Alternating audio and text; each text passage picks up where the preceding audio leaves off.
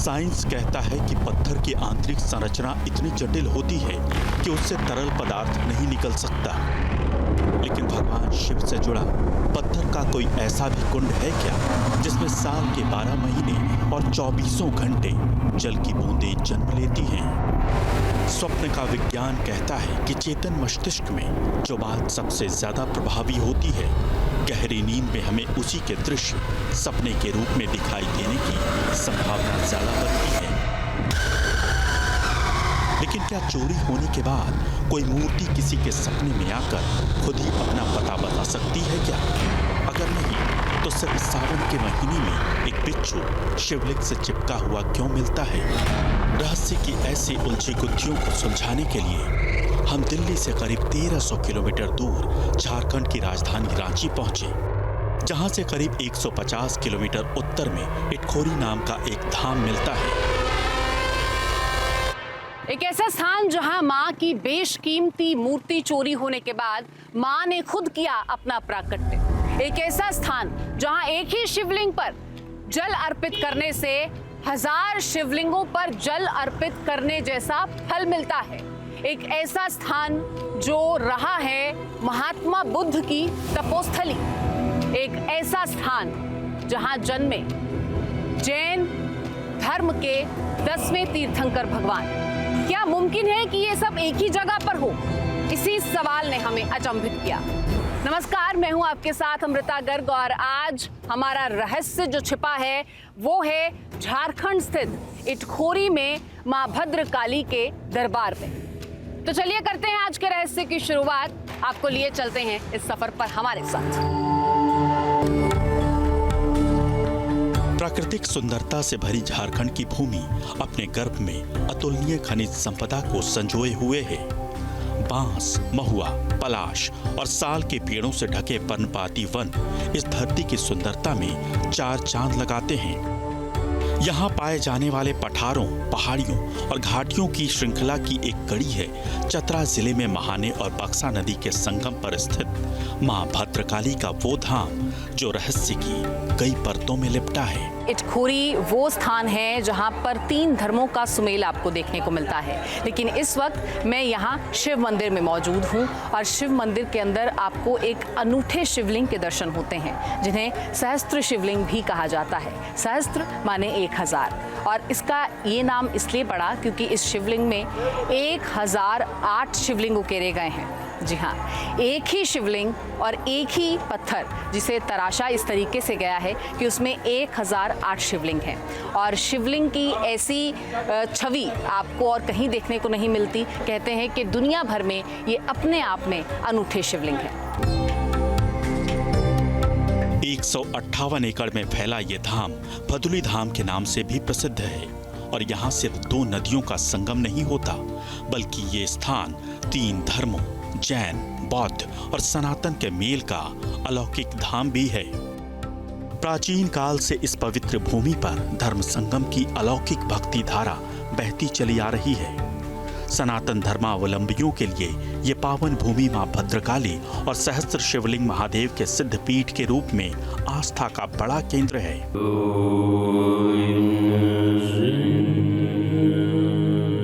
आस्था के इस अद्भुत धाम में कदम कदम पर धार्मिक धरोहर मिलती है। इन्हीं में एक है भगवान शिव का वो स्थान जो एक साथ 1000 शिवलिंग के जलाभिषेक का पुण्य फल देता है। इस धाम में सदियों पुराना भगवान भोले शंकर का एक अद्भुत सहस्त्र शिवलिंग है। एक ही पत्थर को तराश कर बनाए गए सहस्त्र शिवलिंग में 1008 शिवलिंग बनाए गए हैं। ये शिवलिंग अद्भुत है। ये हमारे भारतवर्ष में ऐसा शिवलिंग कहीं नहीं है। ये शिवलिंग है, एक शिवा में ही 1008 शिवा विराजमान है। आने की 1 लोटा जल चढ़ाने की फल प्राप्ति 1008 शिवा में जल चढ़ाने की फल प्राप्ति होती है। आने की 1008 शिवालय में जल चढ़ाने की फल प्राप्ति एक ही शिवा में यहाँ पे होती है। सहस्त्र शिवलिंग के जलाभिषेक करने पर एक साथ सभी 1008 शिवलिंग का जलाभिषेक हो जाता है। पुरातात्विक साक्ष्य बताते हैं कि 10वीं सदी में इस शिवलिंग का निर्माण हुआ होगा, लेकिन आस्था कहती है कि ये उससे भी ज्यादा पुराना है। प्राचीन बूढ़े लोग बोलता था ने कि कोलेश्वरी और माँ भद्रकाली एक ही रात में विश्वकर्मा बनाया।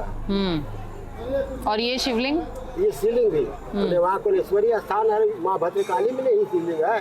तो मैया भद्रकाली को भी शंकर भगवान, नंदी भगवान सबको जो है कि विश्वकर्मा ही रातों रात बनाया।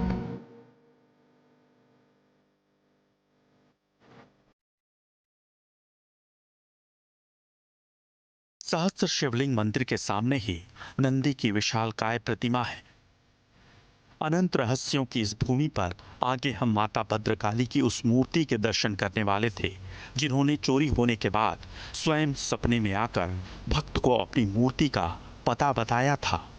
हमें उस बिच्छू के भी दर्शन होने वाले थे जो शिवलिंग से चिपका रहता है, लेकिन उससे पहले हमें भगवान शिव के इस धाम में उनके अनन्य सेवक उस नाग और नागिन की कहानी भी मिली, जिसने द्वारपाल बनकर दशकों तक अपने इष्ट की सेवा की। सहस्त्र शिवलिंग और नंदी बाबा के बीचों बीच एक गेट था जो गिर गया है। वो गेट प्राचीन से था और उस गेट के ऊपर लंबा लंबा 2 चौखट था, जिसके अंदर नाग नागिन घुस करके रहते थे। दक्षक नाग नागिन थे।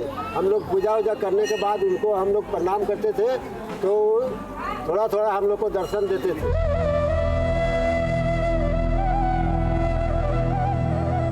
तो क्या वाकई वो जोड़ा इस धाम की रक्षा करता था? सहस्त्र शिवलिंग वाले इस अनोखे मंदिर के पास में ही है मां भद्रकाली का वो स्थान जो भक्तों की मनोकामनाएं पूरी करता है। सच्चे मन से ध्यान करने वाले को सुख समृद्धि का आशीर्वाद देता है, उनके सारे कष्ट दूर कर देता है। 80 ईस्वी में जे कॉलेज छपरा के एक प्रिंसिपल साहब ने आया, जिनका नाम था गणेश नारायण। उनकी पुत्री को बीमारी हो गई थी। मैं उसमें उस कॉलेज में पढ़ रहा था। मैंने कहा कि सर, मेरे यहाँ बदुली माई हैं, ये बदुली माई के नाम से पहले प्रसिद्ध थी, उनका चरण धोकर अगर पिला दिया जाएगा तो उनकी हो सकती बीमारी दूर हो जाएगी। ऐसा ही हुआ, ये पहला चमत्कार है वो। मां भद्रकाली की ये प्रतिमा कीमती काले पत्थर को तराश कर बनाई गई है। करीब 5 फुट ऊंची इस चतुर्भुज प्रतिमा के चरणों के नीचे ब्राह्मी लिपि में कुछ लिखा है। लिपि के जानकार ये दावा करते हैं कि प्रतिमा का निर्माण 9वीं शताब्दी काल में राजा महेंद्रपाल द्वितीय ने करवाया था। जाहिर है अंतर्राष्ट्रीय बाजार में इस प्रतिमा की कीमत करोड़ों में होगी और मूर्ति की यही कीमत माता के अनोखे चमत्कार का कारण बनी। तब लगभग बियाबान रहे इस धाम में ज्यादा कोई आता जाता नहीं था। 1960 के दशक के उत्तरार्ध में मूर्ति तस्करों की काली नजर माता की इस अनमोल मूर्ति पर पड़ गई। 21 नवंबर 1967 की उस रात बिहार शरीफ का एक मूर्ति चोर गिरोह माता भद्रकाली की बेशकीमती मूर्ति को चुराने में सफल हो गया। फिर इसके बाद जो हुआ वो माता के चमत्कार से कम नहीं था। 2 बच्चे जिन्होंने गुमनाम चिट्ठी डाल दी माँ भद्रकाली के नाम से इटखोरी में। ये आपकी प्रतिक्रमा SK नौलखा कलकत्ता के 9वें नंबर रूम में रखी हुई हैं और फॉरेन के लिए सप्लाई होने वाली है। अति शीघ्र आप जाकर ले आए। इटखोरी के तत्कालीन बीडीओ विद्यानंद झा भी माता भद्रकाली के उस चमत्कार के साक्षी रहे थे। उन्होंने अपनी किताब मिथिला सरोज रत्नावली में इस घटना का विस्तार से वर्णन किया है। पुस्तक के अनुसार जब मूर्ति चोर गिरोह के 2 सदस्यों की गुमनाम चिट्ठी मिली तो इस बात की दुविधा थी कि आखिर मूर्ति कहाँ है, क्योंकि चिट्ठी में मूर्ति चोर गिरोह की लोकेशन बिहार शरीफ बताई गई थी और कोलकाता के एक स्मगलर के जरिए मूर्ति को एक विदेशी नागरिक को बेचा जाना बताया गया था। तब माता का वो चमत्कार हुआ जिसके बारे में सिर्फ कथा और पुराणों में ही वर्णन मिलता है। माता भद्रकाली ने अपने भक्त कुमार यशवंत नारायण सिंह के सपने में आकर अपनी लोकेशन बता दी। अच्छा, जब सपने में आई थी माँ, तो वो सपना जरा बताइए, कैसा था, कैसे आई थी, क्या बात हुई आपकी जब सपना दिया था उन्होंने? जब सपना आया था, सपने के बारे में बताइए। सपने देखिए, सपने में हम कहा कि माँ मेरा सब कुछ ले लो, सब कुछ ले लो, लेकिन ये मूर्ति है कहाँ, यह हमको दो, मौका दो। तो 2 बजे रात में कि कोलकाता जाओ, कलकत्ता जाओ। किसने बोला ये? वो बोला, माँ ने? कोई बोला, कोई बोला? कोई बोला। क्या सच में माता ने सपने में आकर यशवंत नारायण सिंह को यह जानकारी दी थी कि उनकी मूर्ति कहाँ रखी है? आज उनकी उम्र 100 वर्ष से ज्यादा हो चुकी है। वो ठीक से बोल नहीं पाते। उस घटना की डिटेल लेने के लिए हमें भी काफी मेहनत करनी पड़ी। उनके मुंह से मुश्किल से निकल रहे हर शब्द को एक कड़ी में जोड़कर 5 दशक से भी ज्यादा पुरानी उस घटना की तस्वीर साफ हुई। मां भद्रकाली के सपने के बाद सीआईडी के एक इंस्पेक्टर को कोलकाता में मूर्ति के सौदागर के यहाँ नौकर बनाकर भेजा गया।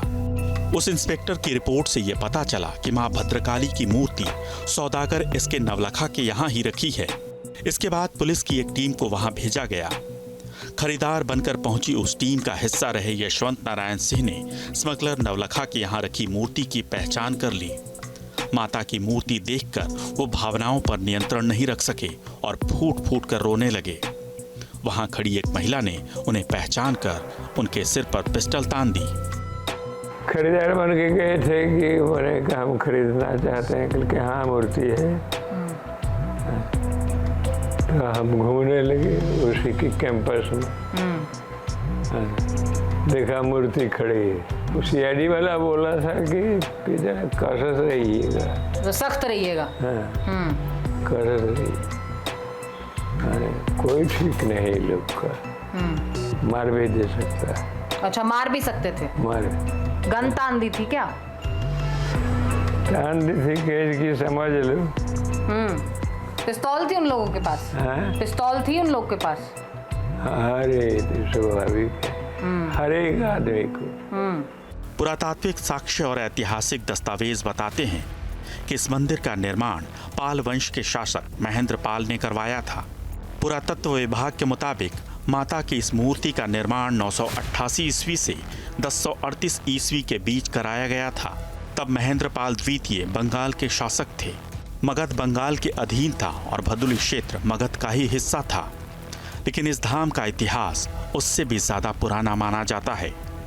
पुराणों में वर्णित है कि इस क्षेत्र में सुमेध ऋषि का आश्रम था। उस दौर में राजा सूरत कुलेश्वरी क्षेत्र से भागकर यहाँ आए थे। तब सुमेध ऋषि ने उन्हें यहाँ माँ दुर्गा की आराधना की सलाह दी थी। सनातन के अलावा जैन धर्म के लिए भी ये स्थान विशेष है। मंदिर के म्यूजियम में जैन धर्म के 10वें तीर्थंकर भगवान शीतलनाथ स्वामी का एक चरण चिन्ह रखा है। पत्थर को तराश कर बनाया गया यह चरण चिन्ह वर्ष 1983 में खुदाई के दौरान प्राप्त हुआ था। ब्राह्मी लिपि में मिले एक ताम्रपत्र पर दर्ज है कि ये स्थान जैन धर्म के 10वें तीर्थंकर भगवान शीतलनाथ स्वामी का जन्म स्थान है। कथा कहती है कि भगवान बुद्ध भी ज्ञान की खोज में यहाँ आए थे। मां भद्रकाली मंदिर परिसर में एक विशाल और रहस्यमय बौद्ध स्तूप भी है, जिसे 3 धर्मों का संगम माना जाता है। इस स्तूप को सनातन धर्म के लोग कोटेश्वर महादेव के रूप में पूजते हैं। धार्मिक आस्था का यह केंद्र सदियों से विज्ञान के लिए एक पहेली है। उस काल में बुद्धदेव जी के जगह पर बौद्ध स्तूप बनाया गया जो 1008 फुट से बैठे हुए हैं। और उनकी खासियत है कि उनके ऊपर जल निकलता है। गर्मी हो या बरसात, छिद्रनुमा उसके अंदर तरह कलश बना हुआ है। कुछ न कुछ पानी उनमें पाया ही जाता है। उस शक्ति का प्रतीक माना गया है। तो फिर पत्थर से बने इस कुंड में कहां से आता है जल? क्या यह प्रकृति का चमत्कार है या फिर इसके पीछे साइंस की कोई थ्योरी काम करती है? इससे भी ज्यादा चौंकाने वाली बात यह है कि इस कुंड में जल तभी जमा होता है जब महादेव की जटा कही जाने वाली इस शिला को इसके ऊपर रखा जाए। इस पहेली को सुलझाने के लिए आवश्यक था कि इसका रियलिटी टेस्ट किया जाए। तो यहाँ पर आप देख सकते हैं कि ये पूरा कुंड जो है ये पूरी तरीके से खाली है और कोई भी ऐसा छिद्र नहीं है यहाँ पर जहाँ से पानी आप कहें कि कहीं से आता है या उसको भर दिया जाता है, ऐसा भी नहीं है।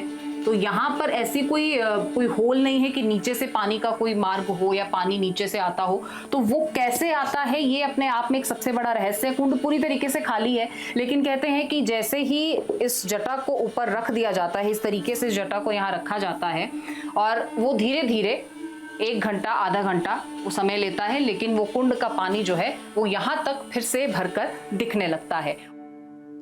हम यहाँ 1.5 घंटे तक तो प्रतीक्षा नहीं कर सकते थे, लेकिन हमने फिर भी 15-20 मिनट रुके और अब तकरीबन आधा घंटा होने को है। और अब मैं पंडित जी से गुजारिश करूंगी कि ये जटा को अगर आप हटाएंगे तो हम देखेंगे कि यहाँ पर कुछ है, क्योंकि पूरी तरीके से हमने उसको खाली कर दिया था आपके सामने। अब पंडित जी अगर उठाते हैं उसको जटा को, तो यहाँ पर हम इस कुंड में देखते हैं और यहाँ पानी जो है वो जमा होना शुरू हो गया है। यहाँ पर आप देखेंगे बहुत ज़्यादा नहीं है, लेकिन जिस तरीके का हमने इंतज़ार किया, आप देखिए पूरी तरीके से खाली करने के बाद यहाँ पर जल जो है वो जमा होना शुरू हो गया है।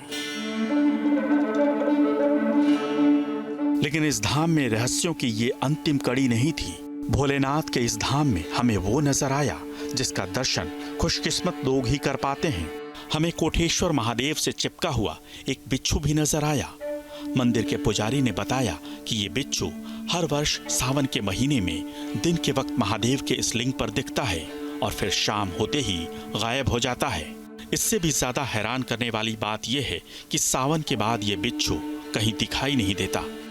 यहाँ तीनों धर्मों को लोग पूजा करते हैं आके। बौद्ध लोग इसको बुद्ध मानते हैं, जैन लोग महावीर मानते हैं और हमारे सनातन धर्म में इसको कुरेश्वरनाथ के नाम से जाना जाता है। यहाँ मनोकामना भी मांगा जाता है। मनोकामना पूर्ण हेतु ये जो मिट्टी का कोठी दिख रहा है ना जी, ये मिट्टी का कोठी यहाँ चढ़ता है। जिससे आपको कुछ भी मनोकामना हो, मनोकामना है तो आम के पल्लों और एक पत्थर से यहाँ मनोकामना फर्स्ट में मांगा जाता है। जब पूर्ण हो जाता है तो ऐसा मिट्टी का कोठी जो हमारे पुराने जमानों में घर में रहता था, वैसा ही कोठी मिट्टी का बनाकर लाकर इसमें अन्न का कोई भी एक सामान लाकर यहाँ अर्पित चढ़ाया जाता है। तो क्या अतीत के इस शानदार निर्माण को आक्रांताओं के आघात ने मिट्टी में मिला दिया था?